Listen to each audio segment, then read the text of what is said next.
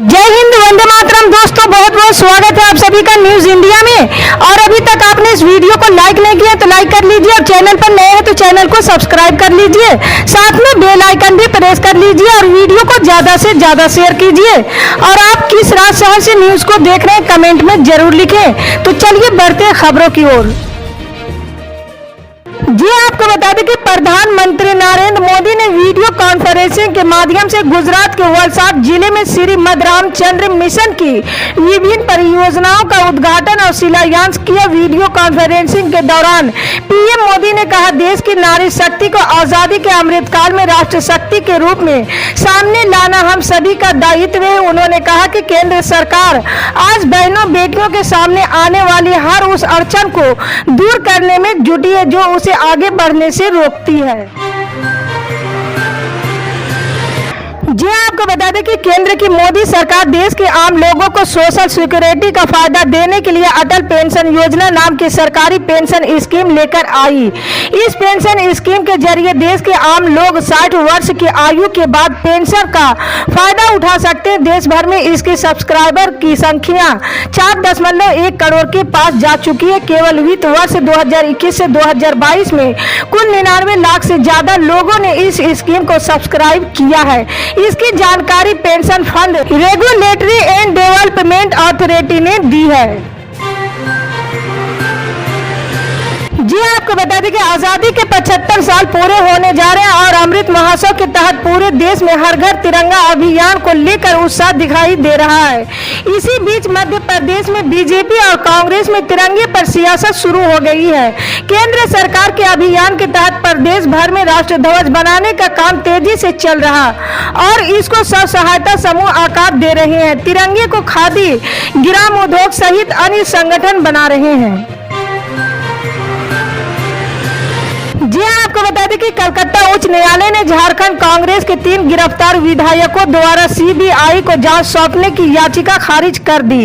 अदालत ने इसके बजाय सीआईडी को निष्पक्ष तरीके से जांच जारी रखने की अनुमति दी है। झारखंड के 3 कांग्रेस विधायकों इरफान अंसारी, राजेश कच्छप और नमन बिक्सल कोंगारी को 31 जुलाई को हावड़ा में उनकी एसयूवी से 49 लाख रुपये से अधिक नकद जब्त करने के बाद पश्चिम बंगाल पुलिस ने गिरफ्तार किया था। इसके बाद पश्चिम बंगाल सीआईडी ने हावड़ा ग्रामीण पुलिस से जांच अपने हाथ में ली थी। जी हाँ, आपको बता दें कि रक्षाबंधन के पवित्र त्योहार के लिए गुजरात के जूनागढ़ में गाय के गोबर से राखियां बनाई जा रही। ये राखियां महिलाओं का एक समूह तैयार करता है। महिलाएं ये काम बीते 5 साल से कर रही है। उनका कहना है कि कोरोना के बाद गोबर की राखियों की मांग बढ़ी है। पहले करीब 500 राखियां बनती थी, वहीं इस बार मांग के चलते करीब 20,000 राखियां बनाई है। महिलाओं का कहना है कि इस बार देश के साथ विदेश से भी ऑर्डर मिला है। जी हाँ, आपको बता दें कि आम आदमी पार्टी के संयोजक और दिल्ली के मुख्यमंत्री अरविंद केजरीवाल ने बुधवार को बीजेपी से एक बड़ा सवाल पूछा। उन्होंने एक ट्वीट किया और लिखा, आम आदमी गुजरात में तेजी से बढ़ रही है, भाजपा बुरी तरह बौखलाई हुई है।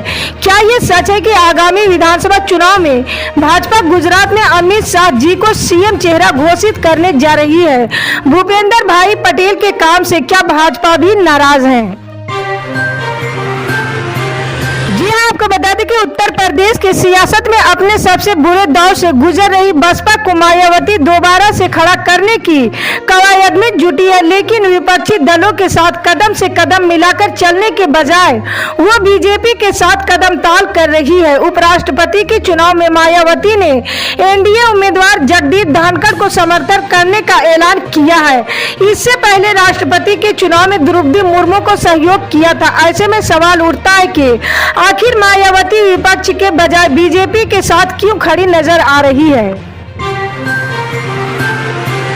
जी हाँ, आपको बता दें कि आज यानी गुरुवार को सोने चांदी की कीमतों में शानदार तेजी देखने को मिली है। India Boolean and jewellers association की वेबसाइट के अनुसार सराफा बाजार में सोना 249 रुपये महंगा होकर 51,815 पर पहुंच गया। वायदा बाजार की बात करें तो एमसीएक्स पर दोपहर 2 बजे सोना 652 रुपये की बढ़त के साथ 52,041 रुपये पर ट्रेड कर रहा है। अगर चांदी की बात करें तो ये 289 रुपये महंगी होकर 57,598 रुपये प्रति किलोग्राम पर पहुंच गई है।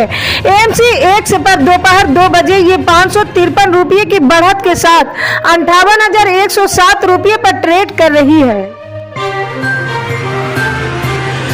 जी आपको बता दें कि आजादी के अमृत महोत्सव पर पूरे देश में जश्न का माहौल है। आजादी की 75वीं सालगिरह पर देश भर में कार्यक्रमों का आयोजन किया जा रहा है। प्रधानमंत्री नरेंद्र मोदी ने अपने सोशल मीडिया अकाउंट की डिस्प्ले तस्वीर पर तिरंगा लगाया और लोगों से भी ऐसा करने का आग्रह किया। पीएम के इस आग्रह पर अमल करते हुए अब तक बड़ी संख्या में लोगों ने अपनी डीपी में तिरंगा लगाया। हर घर तिरंगा अभियान के अंतर्गत प्रधानमंत्री ने सभी लोगों से अपने घरों या प्रतिष्ठान में 13 से 15 अगस्त तक राष्ट्रीय ध्वज फहराने की अपील की है। लोगों को तिरंगा उपलब्ध कराने के लिए पोस्ट ऑफिस में भी तिरंगे की बिक्री प्रारंभ की गई है। ये पहली बार है कि जब देश में पोस्ट ऑफिस में तिरंगे की बिक्री की जा रही है। जी आपको बता दें कि कांग्रेस सांसद महंगाई के मुद्दे पर राष्ट्रपति भवन तक मार्च निकालने की तैयारी में। ये मार्च शुक्रवार को 11 बजे निकाला जाएगा। उक्त बात की जानकारी देते हुए कांग्रेस नेता दिग्विजय सिंह ने कहा कि वित्त मंत्री को महंगाई की सच्चाई के बारे में पता नहीं। वहीं लोकसभा और राज्यसभा में ईडी और दूसरी जांच एजेंसियों की कार्रवाई के खिलाफ कांग्रेस और दूसरे विपक्षी दलों के हंगामे पर राज्यसभा कांग्रेस सांसद नासिर हुसैन ने एनडीटीवी से कहा कि सांसदों के प्रिविलेज होते राज्यसभा में विपक्ष के नेता का एक पद संवैधानिक पद है। सांसद के सत्र के दौरान ईडी ने समन क्यों जारी किया? ये एक सांसद के प्रिविलेज के खिलाफ है। जी आपको बता दें कि भारत में सक्रिय चीनी मोबाइल निर्माण कंपनियों को जल्द ही बड़ा झटका लग सकता है। भारत सरकार ने 3 प्रमुख चीनी मोबाइल कंपनियों ओप्पो, वीवो इंडिया और शाओमी द्वारा कथित कर चोरी के मामलों की जांच शुरू कर दी गई है। सरकार ने मामले में उन्हें नोटिस भी जारी कर दिए। इन कंपनियों के खिलाफ दर्ज मामलों में सरकार ने आयकर चोरी और सीमा शुल्क के उल्लंघन से लेकर धोखाधड़ी और मनी लॉन्ड्रिंग तक के आरोप लगाए हैं।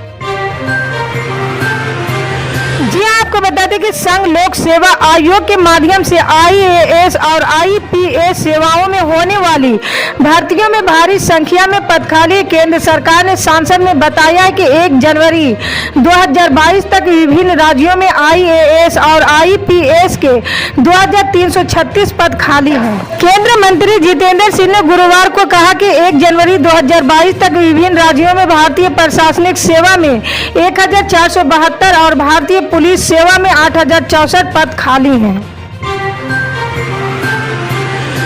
जी आपको बता दें कि राजधानी दिल्ली से आ रही बड़ी खबर के अनुसार यहां बीजेपी सांसद मनोज तिवारी ने हर घर तिरंगा यात्रा के दौरान एक बाइक रैली निकाली, लेकिन इसी दौरान ट्रैफिक पुलिस ने उनके द्वारा कई नियम तोड़ने पर 41,000 रुपये का चालान काटा। इसमें प्रमुख रूप से उनके द्वारा हेलमेट नहीं पहनना, बिना लाइसेंस के बाइक चलाना, फाइल यूज सर्टिफिकेट न होना, हाई सिक्योरिटी नंबर प्लेट नहीं होना शामिल है। इसके साथ ही पुलिस ने बाइक मालिक पर भी जुर्माना लगाया है। जी आपको बता दें कि राष्ट्रीय राजधानी दिल्ली और एनसीआर में गुरुवार को बारिश हुई। पिछले कई दिनों से दिल्ली एनसीआर में बारिश का दौर जारी है। मौसम विभाग के अनुसार अभी ये बारिश अगले कई दिनों तक जारी रहेगी। इसके साथ ही भारतीय मौसम विज्ञान विभाग ने गुरुवार को अगले 3 दिनों तक दक्षिण भारत के राज्यों तमिलनाडु, केरल, कर्नाटक के कई हिस्सों में भारी बारिश का अनुमान जताया। मौसम विभाग ने केरल के 8 जिलों के लिए रेड अलर्ट और राज्य के बाकी हिस्सों के लिए ऑरेंज अलर्ट घोषित किया है। इसी तरह की पल पल के अपडेट जानने के लिए जुड़े रहे हमारे न्यूज इंडिया के साथ। मिलते हैं अगली बड़ी खबर में, तब तक के लिए जय हिंद।